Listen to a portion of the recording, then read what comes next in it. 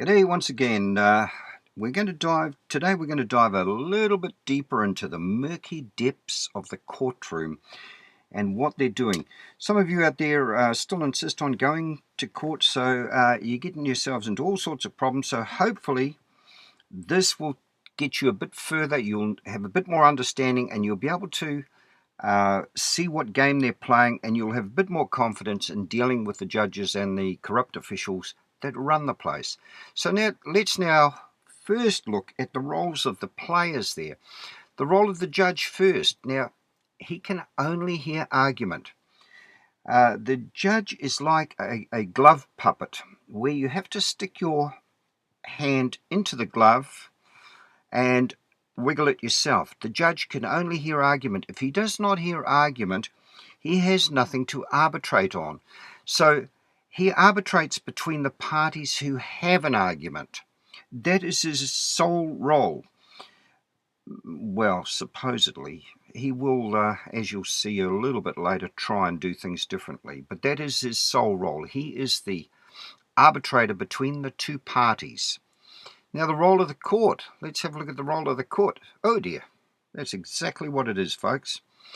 That's where all the money gets generated, at the bank. It is a bank, and he makes sure, the judge makes sure that everyone gets paid who comes into his court. Now, the role of the prosecutor. Oops, slip of the tongue there. Prosecutor.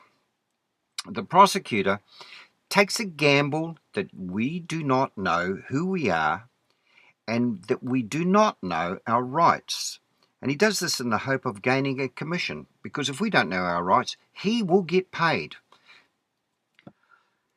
So let's now look at how the process works, because you can see it's stacked against you right from the start. They're all in this little club together.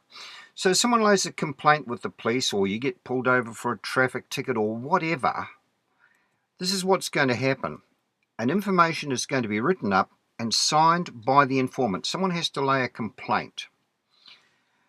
Now, the information then gets served on us, asking us to answer the information. Answer will become a bit clearer later on. Some of these things will become a bit clearer later on.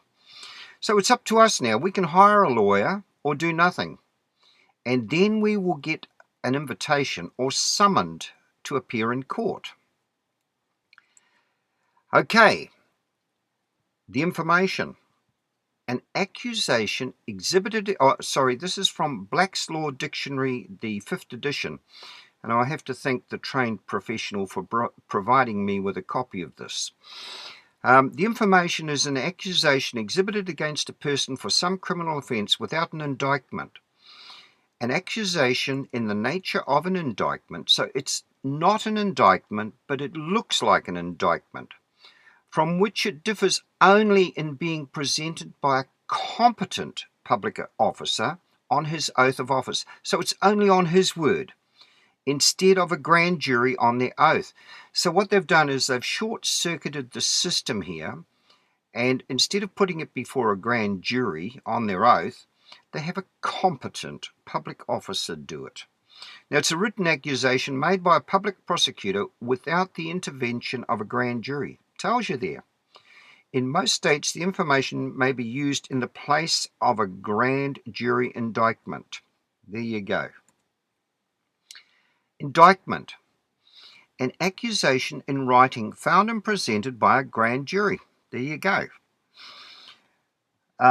Convoked and sworn to the court in which it is impaneled, charging that person therein named has done some act or been guilty of some omission, which by law is a public offence, punishable on indictment. A formal written accusation originating with a prosecutor and issued by a grand jury against a party charged with a crime.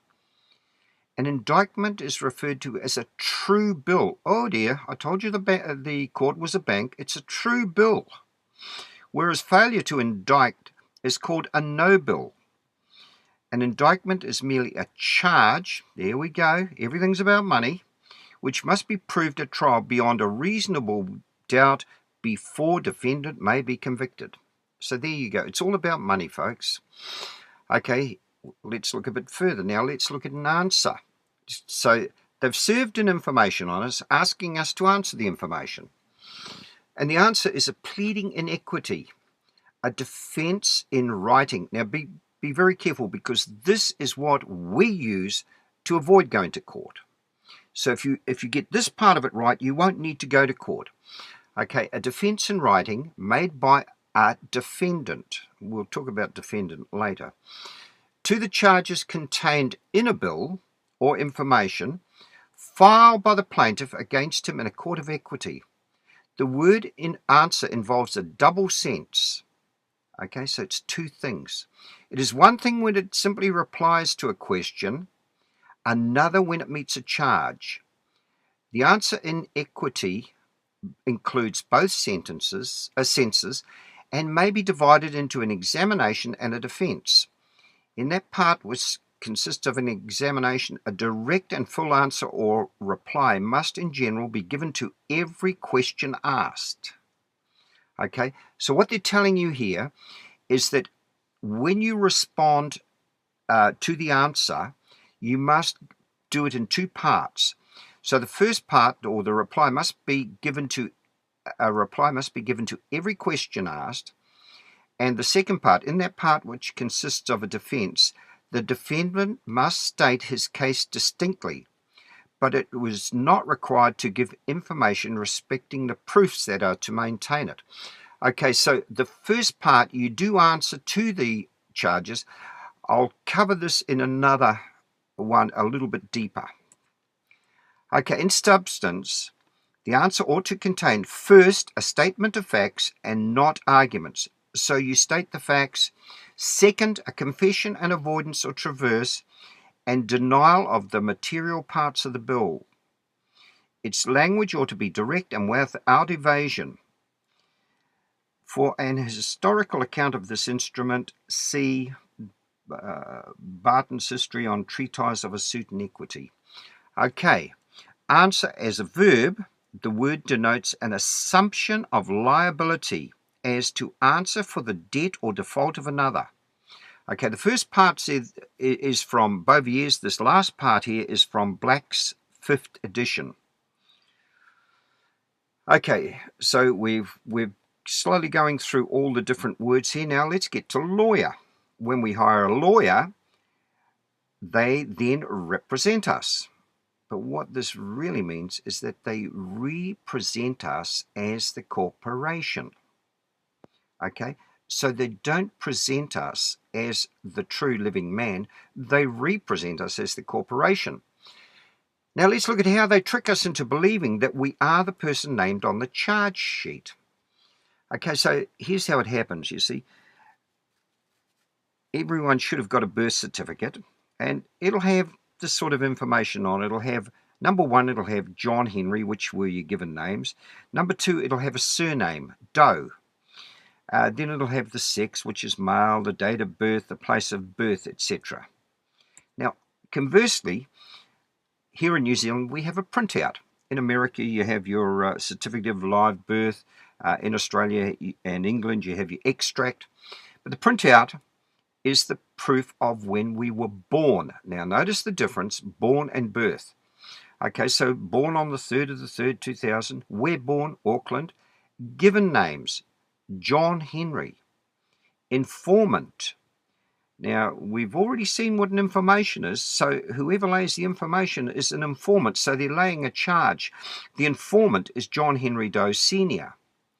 The mother is Jane. Now, if you notice there, when you were born, you were only given two names. You were not given a surname. That is the living person. That is the dead one. Okay, so let's dive a little bit deeper into this. The printout is a copy of what is contained in the register. It shows when we were born, where we were born, and shows that the only names that were given, such as John Henry, this is the living, breathing man. Okay? This is proof that you were born and that you are living. The birth certificate, conversely, this is an estate which was created when your parents registered your born details. The estate also established a sedicavae trust in the name of the father. This is merely a warehouse keeper's receipt for the property that the bailee in possession holds on our behalf. They had to give us a receipt to tell us they're holding our property. Estate: the degree, quantity, nature, and extent of interest which a person has in real property. An estate in lands, tenements, and hereditaments signifies such interest as the tenant has therein. They're telling you we are only the tenant while they're holding our property. The condition or circumstances in which the owner stands with regard to his property is contained in a court case, Boyd versus Sibbald. Look that up yourselves. In this sense, estate is commonly used in conveyances. Okay, so when they conveyed the title to our property, that's what they're telling us there. The words right, title, and interest, and is in great degree synonymous with them all. Okay, so when you see a conveyance or property or estate, you know that rights, all our rights, title, and interest are held by them. Okay, the birth certificate is also a corporation. Once again, thanks to the trained professional, we've now got Black's Fifth Law Dictionary, and we have a look what a corporation is. It's an artificial person or a legal entity created by or under the authority of the laws of a state or nation, composed in some rare instances of a single person and his successors, being the incumbents of a particular office, but ordinarily consisting of an association of numerous individuals. Okay, so what they're telling us there is that you can have a corporation with numerous other people, but it's also an artificial person, which is what they have done to us. We are an artificial person or a legal entity.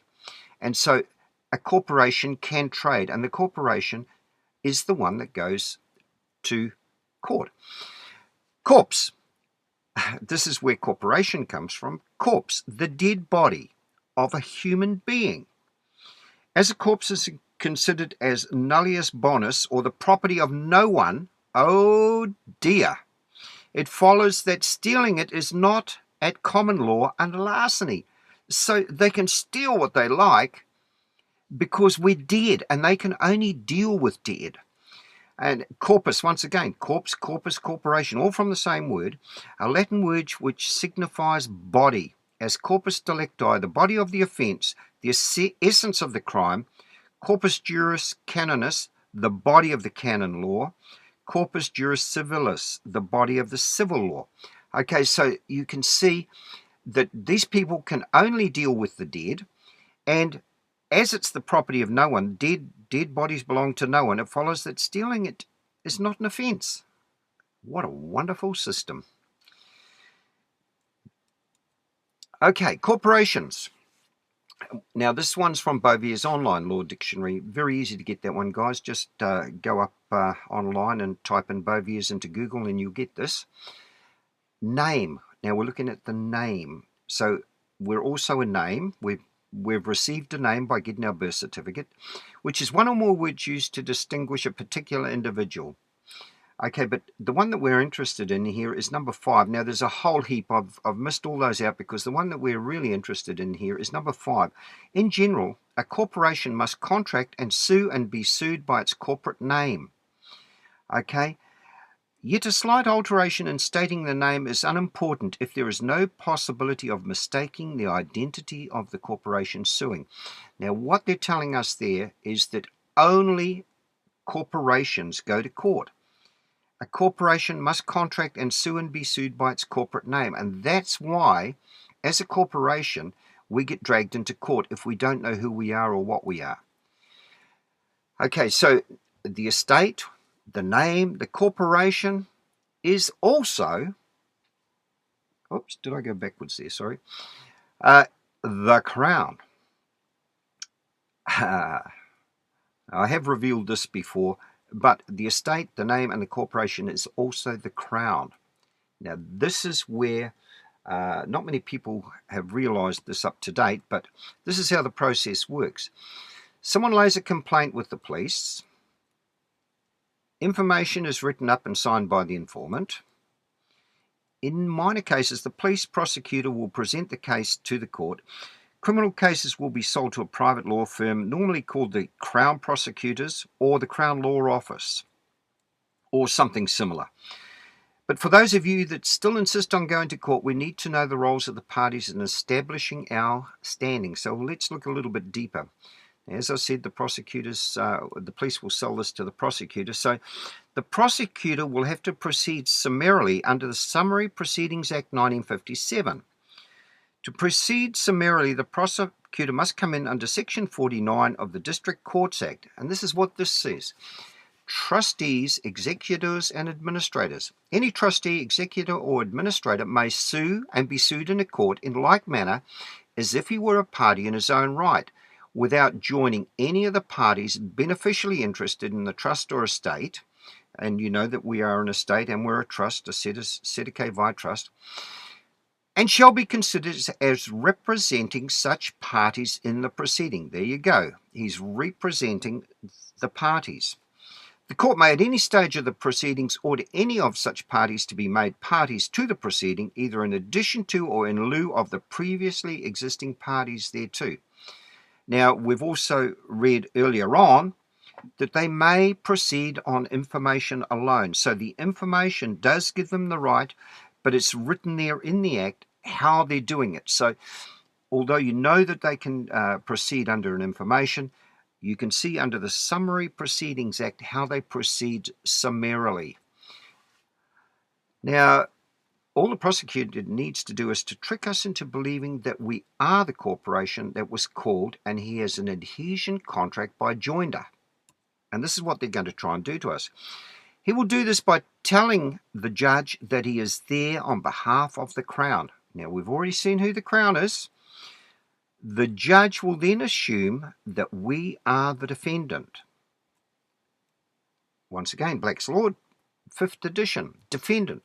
The person defending or denying, the party against whom relief is sought in an action or suit of the accused in a criminal case, okay?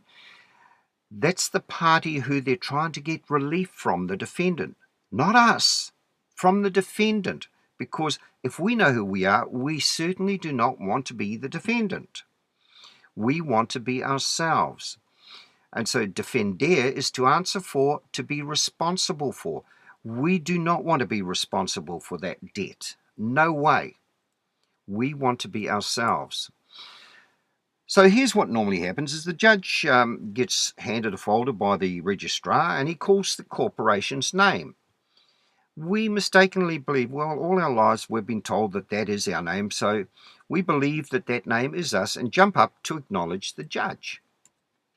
Judge now has an adhesion contract between the living and the dead because he called out a dead person and anyone can claim the dead person's property and it's not an offence. But if we do it this way, when the judge calls out the corporation's name, we jump up and say to the judge, I'm here about that matter. Things could change because now the judge will ask, are you Mr. Doe? Once again, they have to add Mr. because the Doe being in all capitals. Now, here's a little trick that they use. If they use Mr., they do not have to capitalize it because that's a rank. If they call you, they must use Mr. because you cannot see the capitalization in their voice. All you can hear is the Doe, and you don't know whether it's all caps or upper and lower case. So therefore they add Mr., which is demeaning. Okay, we must now establish our court by asking the judge, Your Honour, before we go there, I must ask the prosecution a question.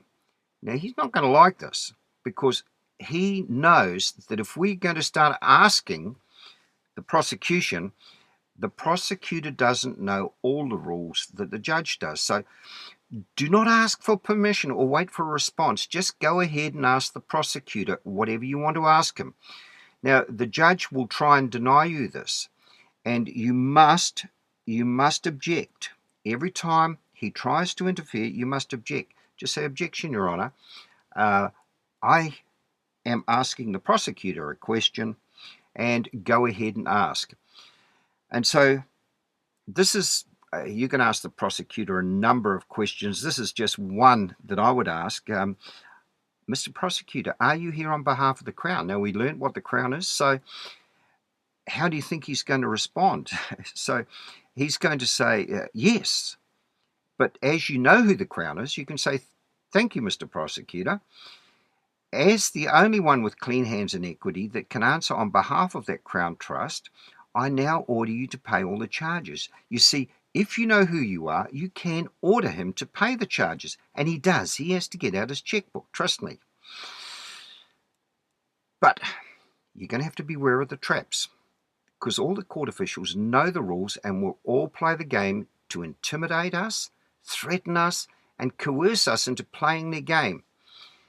If we don't, they have to pay, and they don't like paying. They want us to pay.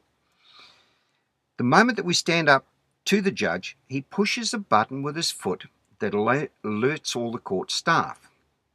Now, the lawyers in the court will all turn around and they will mock us and try and intimidate us. They'll all laugh and go, ha, ha, ha, what's he on? Rah, rah, rah. They all know the games.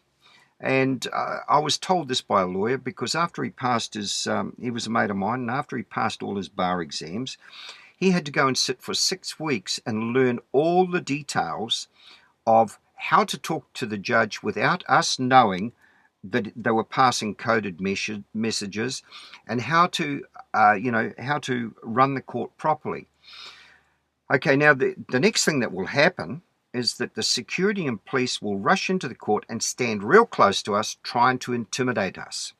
They come in and they must try and intimidate us because they must get us to back down. Otherwise, they're going to get found out. So they all play the game. Now, you've got 3 shots. And in most cases, the first time you question or refuse to contract with the judge, he will be polite and answer your question, not knowing how far we're going to go. But the second time is when he pushes the button and raises his voice to you and starts to get really nasty towards you. The third time he gets really angry and he yells at you, and by this time all the court officials are all staring at you, intimidating you, and the cops and the security are there giving you a real hard time. Stand your ground, because if you rebut him for the third time, he must vacate the bench. They only get 3 shots, and he must walk out of the bench.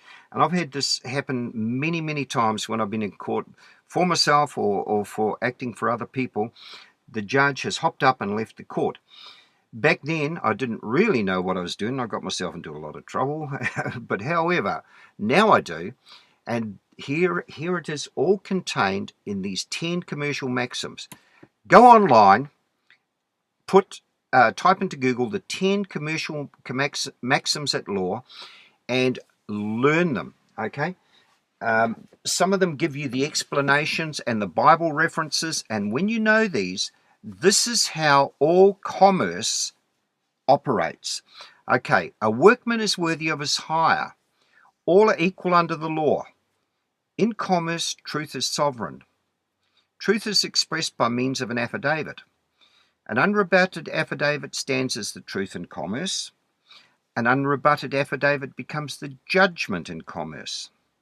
A matter must be expressed to be resolved. He who leaves the field of battle first loses by default. Sacrifice is the measure of credibility. A lien or claim can be satisfied only through rebuttal by counter affidavit, point for point, resolution by jury, or payment. Okay, so let's look at the most important ones here when we're in court. 2, all are equal under the law. Now, what I said to you earlier was that you must establish your court. Now, if the judge is equal with you, why can't you establish your own court? The only reason you don't is because you don't know that you are able to establish your own court.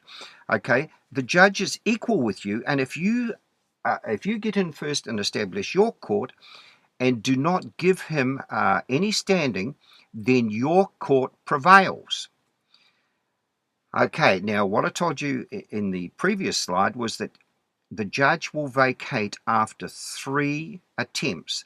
So he who leaves the field of battle first loses by default. The reason he's leaving is that he has had 3 shots and now he has lost the battle, so he leaves the field of battle. Now this is where these are the ones that we did not know, and so the next part, which is the most important, a matter must be expressed to be resolved. So at this stage you must say, the judge has left the field of battle and loses by default. I now dismiss all charges. Okay, now you have notified them that the judge has left the field of battle, so he's lost, and you have expressed what you want done. They must follow suit. It's that simple. There are many more traps, and these are just a few of them, because I'm trying to keep these videos short. But just remember that the moment you ask the judge for anything, you have conceded your sovereign status. Okay? Do not give him anything. He will then establish his court. And if you don't ask, you will not get it. Hope this helps, and you have a bit more standing in court from here on.